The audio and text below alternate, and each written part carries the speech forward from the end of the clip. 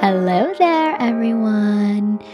Welcome to another episode of Gems, the podcast where you get all the tools you need for your epic glow up. Relax, whip up a delicious treat, and let's talk. Is journaling for you? I wish there was a short answer to this question, but if there were one, there wouldn't be a need for this episode, wouldn't it? Now, hold up. Some of you are already rolling your eyes at me. I know. You may also be thinking things like, I can't seem to build the habit of journaling. Maybe it's not for me. I tried, but I don't have time. I'm not good at writing, so I wouldn't even know what to write.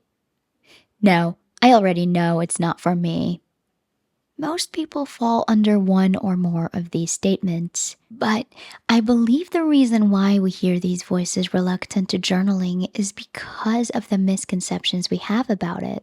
So, to fix this problem, we're going to clear this up right here and now.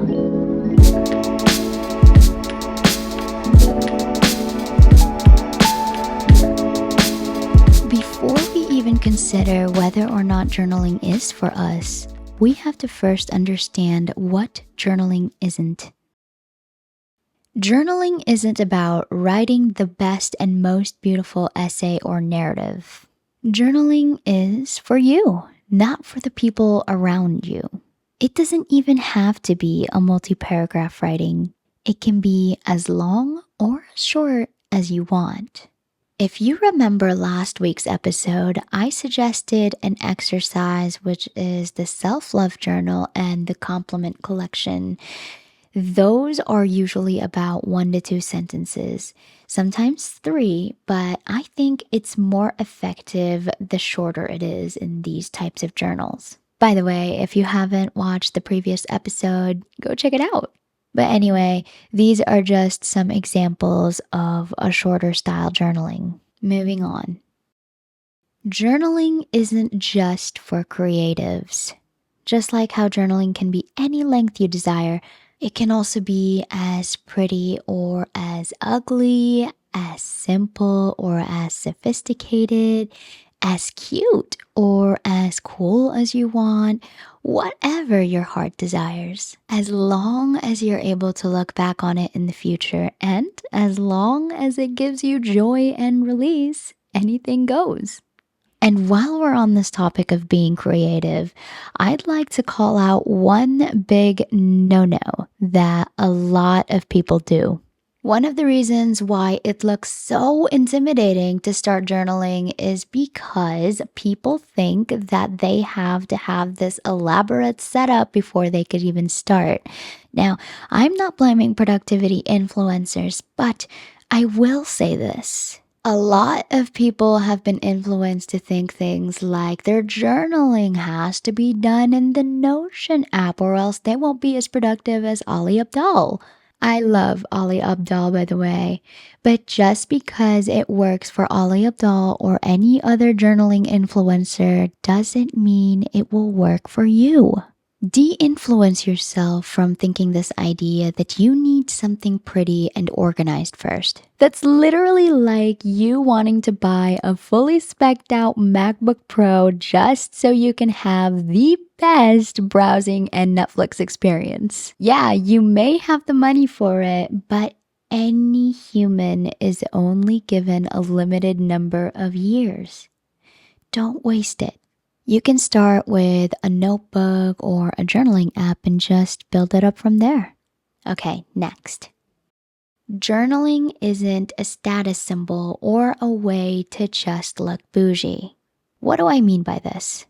I think it's the media's fault for creating this image of people who journal as the ones who carry MacBooks into artisan cafes, that man with the old money hair wearing a crisp white collar shirt with a Rolex on his right arm and his Italian leather satchel perched in an empty seat across from him, typing away at his laptop, or even that lady in her dedicated home office space with a scented candle lit on the table, not too close, but right beside her Monstera plant using a fountain pen. And while I do admit that you would find me drinking a matcha latte while working on my Mac in public, because I do love to luxuriate in the finer things in life now and then, you would more often catch me wearing slack clothes, riding on a bus or a train, or even my family car, tapping away my thoughts in my e-journal. It's not about the fancy new journal with the thick bamboo pages, nor is it about the quilt pens, nor is it about the $300 candle right beside you. It's not about any of that. And now that that's cleared up, the question is, why do people journal anyway? Actually, there are a lot of reasons why, and they're all backed up by scientific studies. Let's start with the most obvious and well-known reason: your mental health. There was a study published in 2018 that examined the effects of journaling over the span of 12 weeks on people's psychological distress and well-being. They found that in the first month, patients who were journaling were reported to have decreased stress levels, less depressive symptoms, and less anxiety. My experience is actually quite similar. I am a huge overthinker and could literally spend the whole day just being in my head. Journaling helps me organize my thoughts, and I consider it my medium of unloading negative or any kind of emotions that keep me from being productive. And I'm certain that other people who journal would say the same thing. Journaling is also found to help you heal from heartbreak faster. So, for those of you dealing with one right now, this could possibly be a cheaper alternative to a therapist. And speaking of therapists, they also rely on journaling to help their patients. Dr. James W. Pennebaker from the University of Texas at Austin says that labeling emotions and acknowledging traumatic events, both natural outcomes of journaling, have a known positive effect on people and are often incorporated into traditional talk therapy. So there you have it. And apart from your mental health, what else is there? Well, journaling also has physical benefits. A study on 49 adults in New Zealand found that those who wrote for 20 minutes about their feelings on upsetting events healed faster after a biopsy than those who wrote about daily activities. Researchers also found that women with breast cancer who wrote positively or expressively about their experience with the disease had fewer physical symptoms and fewer cancer-related medical appointments. So, apart from these, what else? There's more. You get improved communication skills, higher IQ, higher EQ, sharper memory, decreased chances of dementia, and honestly, I could begin to bore you by listing down everything, but I assure you, there are a lot more.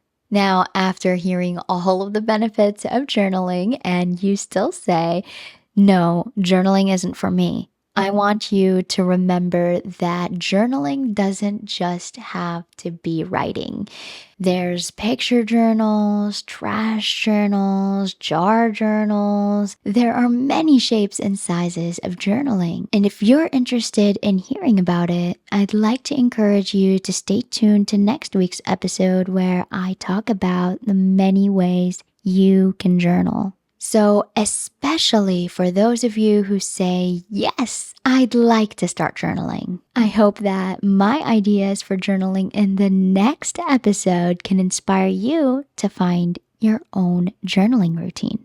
But for now, as you go through this week, I want you to reflect on these questions.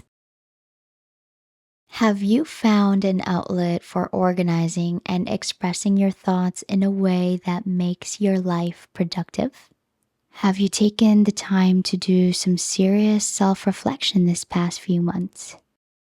I hope you get the chance to reflect on these questions, and I definitely look forward to seeing you back here next episode.